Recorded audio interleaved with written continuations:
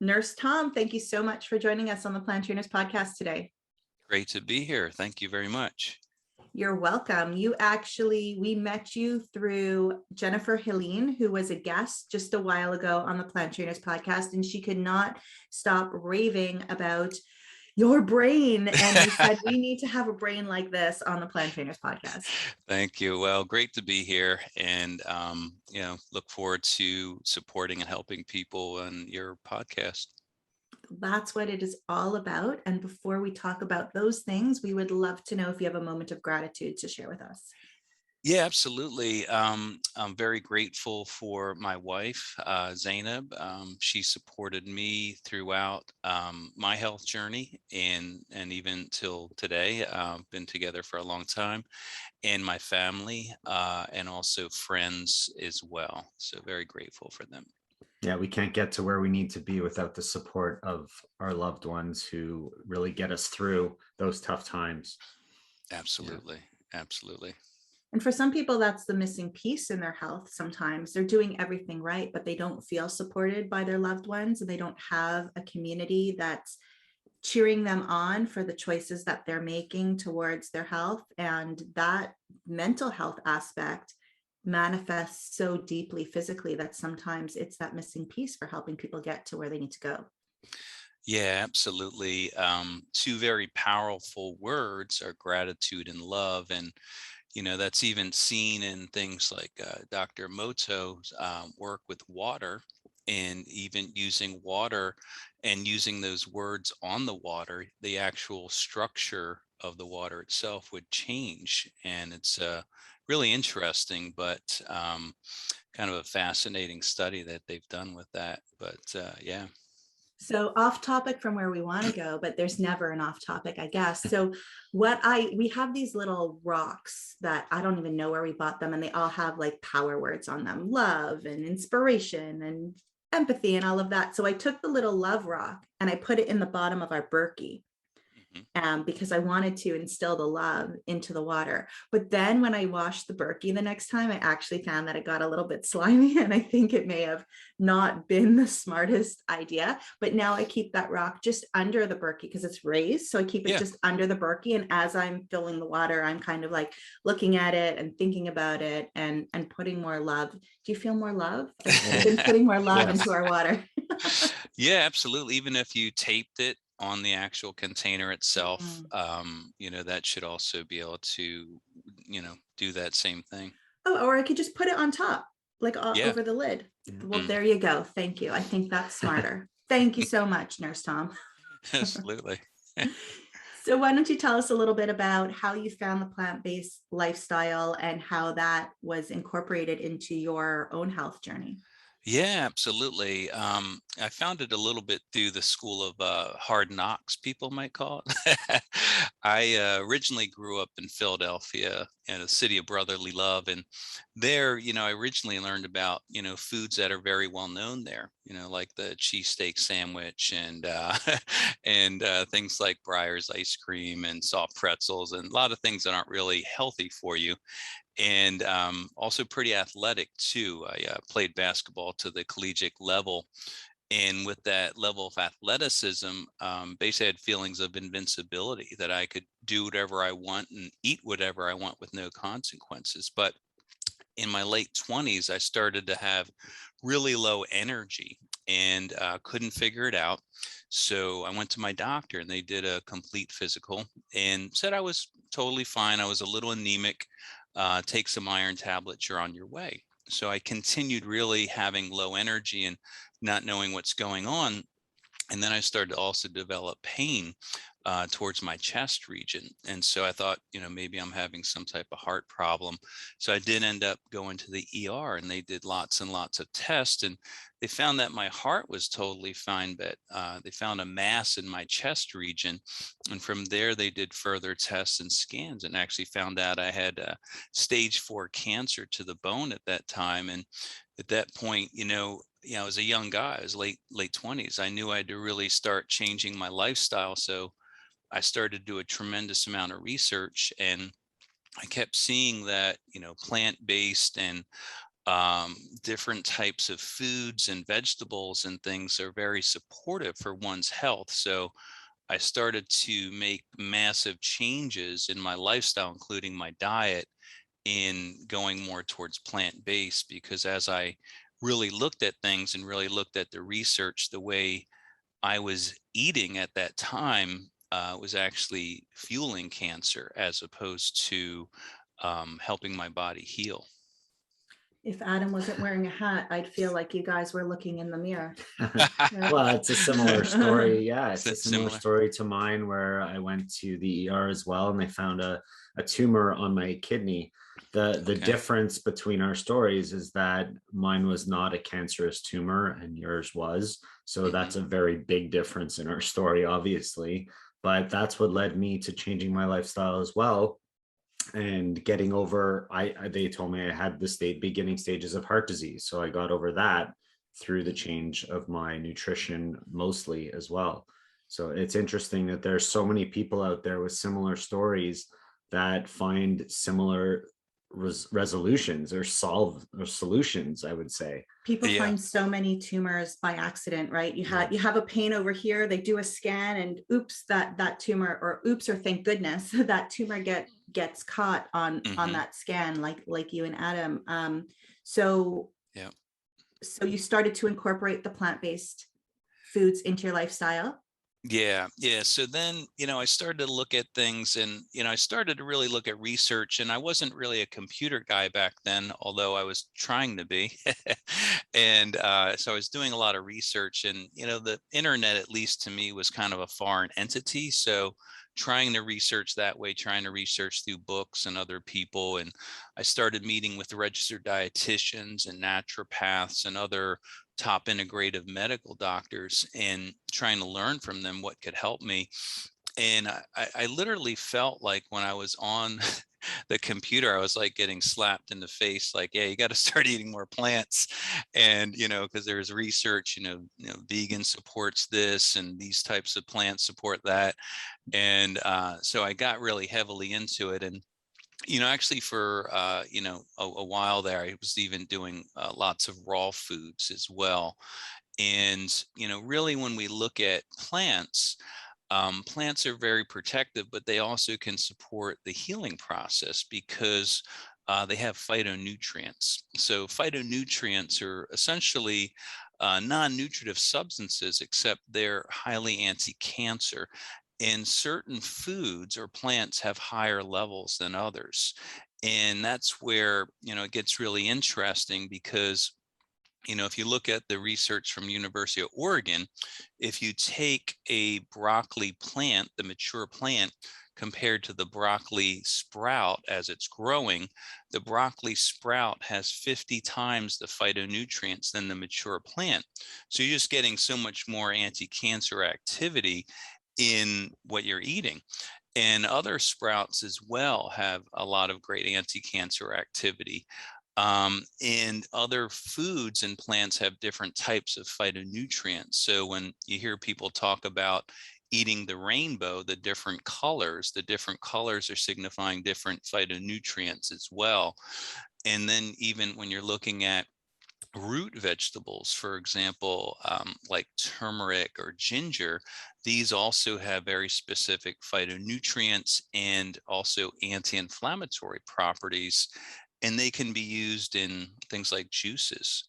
And the other nice thing that a lot of the plants, especially the green plants, have is chlorophyll. So chlorophyll is antibacterial, antiviral, anti-inflammatory, and even anti-cancer to an extent. And so different types of foods have higher levels of chlorophyll than others. For example, um, wheatgrass juice has roughly about, I believe, 55 milligrams per ounce, I believe it is. But when you look at, say, an algae, such as spirulina, it's more than double that. So you can get more chlorophyll to support the body. And that will also support alkalizing. So a lot of people you may have heard of, well, you need to alkalize, you need to alkalize. Well, especially when one has cancer or you're trying to prevent cancer. And that can be tested too. right at home. You can get little pH strips and you test your first morning urination, and you want to maintain between 6.4 and 7. And when you maintain between 6.4 and 7, you're showing you're maintaining a good level of alkalinity in your body. The reason that that's important, for cancer to spread, and this is right off of PubMed, there was a 2009 landmark study that showed that alkalizing can help to stop and or prevent the metastasis of breast cancer, liver cancer, and lymph node involvement. And we're talking about small changes in your pH can make big changes in your health. So for every 1/10 of a point you move to a more alkaline state, it's a 10-fold increase to the oxygen to the tissues. So where this is important, it's going to give you more energy. It's going to make you feel better. It's going to be anti-cancer because cancer cells don't like a highly oxygenated environment. And with that, alkalinity will also help prevent other issues like osteopenia, osteoporosis, because that acidic state over time will start wearing down the bones as well. And when people, for example, females advance beyond the age of 40, they're much more likely to start developing osteopenia, osteoporosis. But in an anti-cancer sense, cancer cells themselves will produce about 30 times more lactic acid than a normal cell. And that acid is used for a couple ways. One, it's dissolving things in its environment for food, but also it needs that acidic medium in the body to spread and metastasize. So when we can work to create a more alkaline environment, then we can also help to stop the spread of cancer as well. So there's a lot of cool things that plants do to really support us. The other thing that isn't talked about a lot, but is important, is the lack of minerals in the diet today. So minerals are deficient largely because of our soils, and unfortunately, farmers' practices that have been used are not supporting the mineralization of the soil. So from research in the US and a lot of other countries like Europe, minerals have been depleted by up to about 80% in there. So, plants don't need a whole lot to grow. They just need NPK, nitrogen, phosphorus, potassium. Human beings, we need a lot more than that. And so if it's not in the plant, you're not going to be getting it as you eat it. So I've done tests with clients such as SpectraCell, which is a micronutrient blood test that shows absorption of nutrients at the cellular level.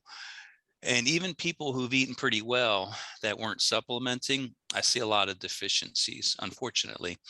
And so minerals and certain ones can be very protective, but also immune supportive in the body. So for example, for women, one of the most protective minerals for cancer is selenium. Selenium is very good for our not only immune system, but also our thyroid function. It's needed to basically convert the thyroid hormones. But zinc is also very important, not only for our immune system, but where it becomes important for cancer is it starts to lower our copper levels. So during times of cancer, we don't want lots of copper because copper can promote growth. And so we want to, at least during, if there is an active cancer, we want to prevent and stop growth as much as we can. And sometimes we can do that by manipulating our foods and manipulating our nutrition to support that. So plants can do a lot, but a lot of cool stuff there. And I can keep going, but I don't know if you want to get into other stuff.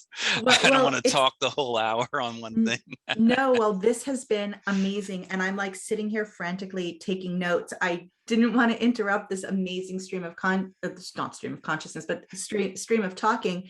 I just want to go back on a couple of things that you said. You mentioned PubMed and that that some of the research that you were stating came right off PubMed. So just for people who don't know what PubMed is a search engine, just like Google, but where it differs from Google is it only allows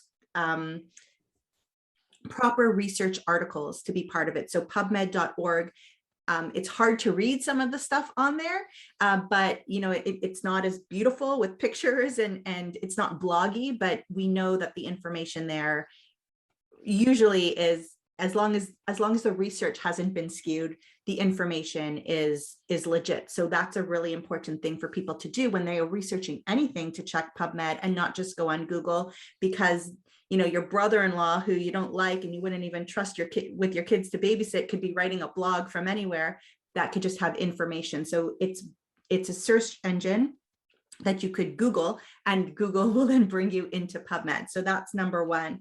I wanted to ask about the reduction in lactic acid, because the lactic acid will create, you said, a more acidic environment in the body. So is this including the lactic acid that we're making while we're exercising?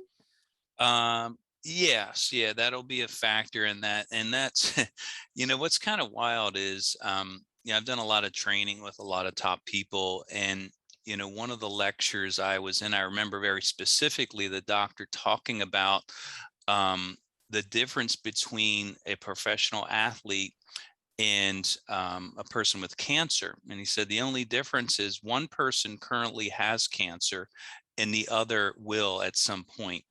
And what happens is when you push your body beyond its limits, what happens is if you're not supplementing and having a proper diet, you're going to go into one I mentioned earlier, was the mineral deficiencies will start to hit the body. And even from Linus Pauling, arguably one of the top doctors ever, did a lot of the research in vitamin C therapy and helping to extend people's life with vitamin C by up to 10 years with advanced cancers. But from his research and vast knowledge, every disease, every ailment comes from a mineral deficiency at some point there. So they're going to lose out on that. Then they're creating all this acid. If they're not doing anything to support their bodies to negate that acid, it's going to start to create major issues. And then just the stress on the body itself from that. So if they don't have things to mediate these to the body, they start to run into problems. And I see this time and time again when I've worked with athletes myself. And I've worked with athletes at the professional level too. So yeah, that's where it can be important. And so, okay, so that's amazing. Now let's talk for a minute. I love that you're giving people an actual step to take, and take that. We're going to the pharmacy today to get those little strips, the pH strips, to take that first urine. Is there such thing as over alkaline? Yes, there is. Yeah. Okay, so Yeah. So talk to there's us a a little about that. balance. It's a balance. So some people, they start to get into a really hardcore where, I try to do things the best we can with foods. So, foods may not always be enough, by the way, but I like to start there. So, you can create a more alkaline environment through, vegetables, green vegetables, through juicing vegetables like celery, cucumber. I like to add in sprouts to the juice too, like sunflower sprouts or pea sprouts, just to bump up the nutrition. And you get good complete protein with that and more phytonutrients. But they can also do things like wheatgrass juice, or they can add in algae, like a very good spirulina, like living raw spirulina. It's a very pure, unprocessed spirulina, or chlorella, which is a green algae, or you can add in things like lemon water. Although lemon is an acidic fruit, when it mixes with the saliva, becomes alkaline.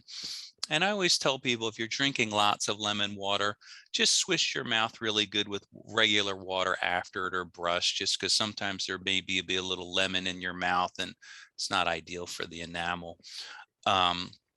And also lemon's astringent, so it also helps with things like mucoid plaques in the body, to help with cleansing, besides a little bit of vitamin C. But these are natural ways that we can start to shift our body to a more alkaline state. If they're not enough, we can look at other things, um, such as baking soda, but it would be very small amounts, and has to be done measured as well, as far as measuring our pH, because like we said, we don't want to go too far beyond, because that's not ideal either. But when you're in that nice area of 6.4 to 7 from the first morning urination, then your body's maintaining good level of alkalinity. So we're talking about the increasing the number of phytonutrients, the minerals. We're talking about the benefits of the plants in our nutrition. Earlier mentioned the growth of cancer cells could be coming from some of the foods that we're consuming. So I'm wondering if you could share with our audience some of those foods that contribute to the growth of cancer cells in the body, so people are more aware of what the foods they should be maybe avoiding. Yeah. So I would say number one probably would be sugar, or foods that have sugar, foods that have high glycemic index or glycemic load. So sugars, and this is right from cancer research journals, minimally are the cancer cell uptakes that sugar 3 to 5 times more than a normal cell. So when you can cut off that sugar supply, you're starting to cut off a lot of the supply of the nutrients to cancer cells, which will slow the growth and in some cases stop it, depending on the types of cancer. And so cutting out that sugar is going to be a biggie. And beyond that, other foods are not ideal either. So, for So example, night. hold on, sorry to interrupt you, but sugar, what kind of sugar are we talking about? Because now people might say, oh, but fruit is sugar. So Yes, yeah. what kind of So sugar? it would be basically all sugars. So sugar you get from the granules, sugar from honey, sugar from molasses, um, fruit juices. Now, certain fruits can have anti-cancer properties, but we don't want to necessarily go haywire on those and just be eating fruit all day, because that will start to add up too in our sugar content, as well. And don't go for the sugar substitutes either, like the synthetics, because in a lot of cases they're worse. Your um, body says, oh, sugar, and then it starts to process it, realizes there isn't sugar, and creates all of these cravings it as creates the well. cravings, and even other issues. I mean, for example, aspartame essentially breaks down in the body like a wood alcohol. It's like poison to your body. So why would you want that? You wouldn't want it, for anything, let alone when you have a health challenge. But what could be acceptable are, little bits of stevia, which is a plant from South America, or small amounts of monk fruit. These are extracts that they could add to like a tea or something like that if they need a little bit of sweetness, but you're not going to get any glycemic index or load from that.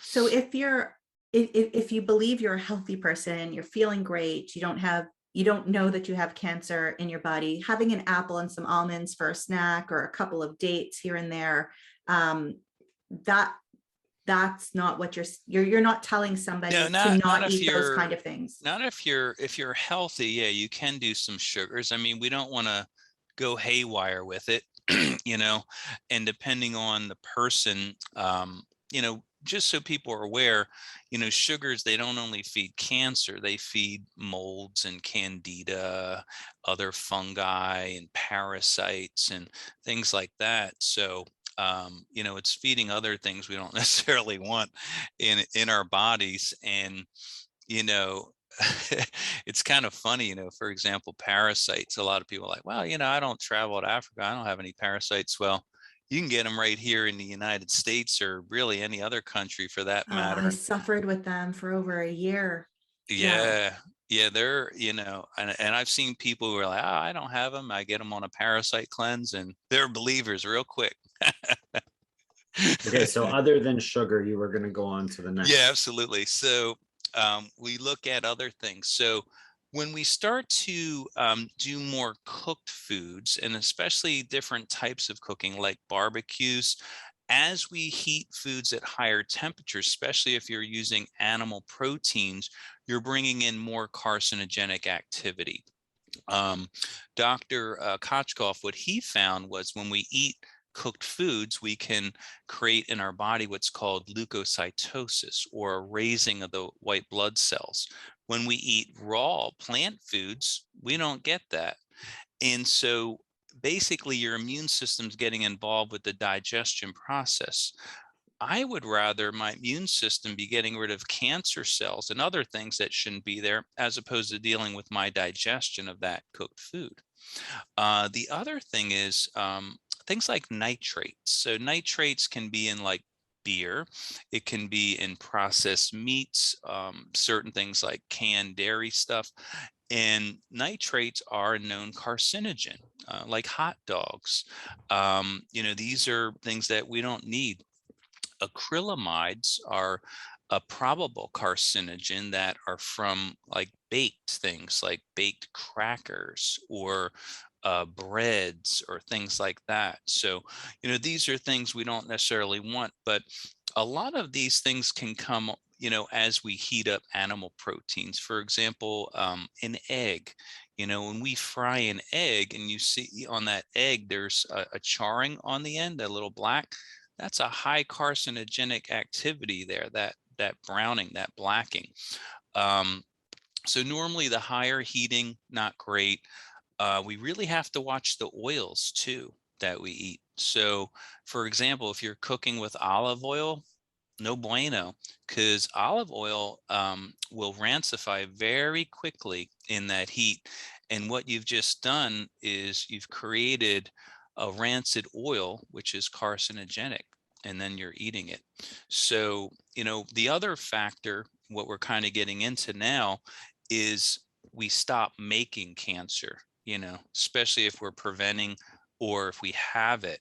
And so we start cutting out these things that I'm talking about, the high cooked foods, the high processed foods, the sugars.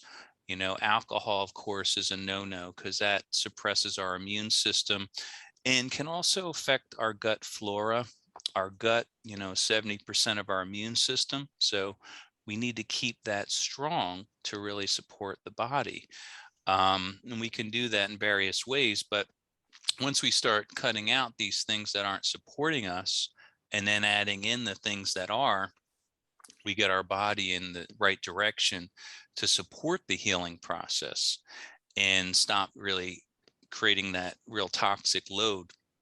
Really, a lot of those processed foods, they add in things that are really nasty, like the artificial colors, the artificial flavors, MSG. These things are really bad for our brain. They're excitotoxins. And they've done studies with people who've had psychological issues or challenges. They literally had to stop the studies when they were using artificial sweeteners because the people were getting so messed up from Wow. the study. Ethically, they had to stop it. So, these are things we have to look out for.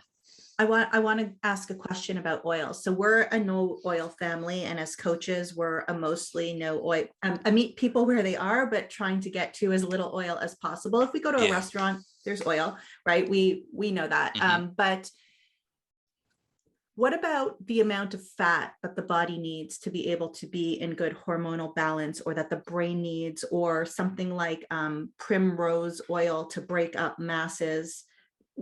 Talk to us a little bit about that, like, because is fat really needed for most bodies? And if we're eliminating oils, where are we getting that from? Well, a lot of times we can get fats and oils in our foods. For example, things like avocados or walnuts are nice for omega 3s. We can add in hemp seed or flaxseed or chia seed. Normally we'll have to ground the chia and the flax in order to get more of the oil. And some people may have greater needs than others, depending on, their energy output, depending on their neurological function. But a lot of the people that I've studied with, they don't like lots of oil, especially when people are healing. For example, Dr. Robert Marshall, he worked with thousands of people. He's a PhD in nutrition, and largely took them off of most of the oils. And he said they normally would always heal quicker. Um, and that's where, you see some people going on these ketogenic diets, and, really long term, it's not good for the body. And they may get short-term results, but long term, not great.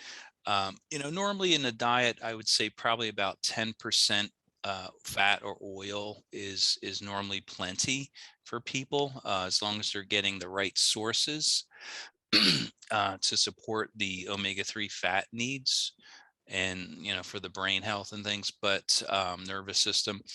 And if they need to supplement, I mean, there's certain algae oils that can be good for things like DHA oil, or like I said, the hemp flax, chia. One of the most stable vegetarian oils that I've came across as far as a supplement is clary sage seed oil, which is a nature sage that's very stable omega. Because when you look at a fish oil that people are supplementing with, when that fish is taken out of the ocean, in 1 hour, those oils are rancid in that fish.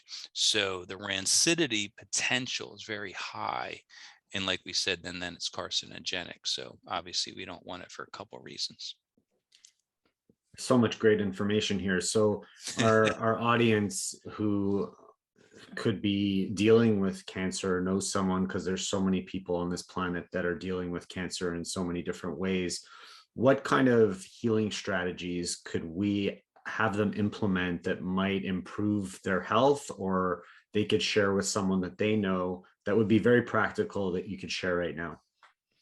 Yeah. So, some of the things, I mean, when they really want to accelerate, the healing potential, one of the things that I, recommend strongly for my clients to focus on is the mind body health, because certain traumas, stressors in our lives, these will weaken the immune system.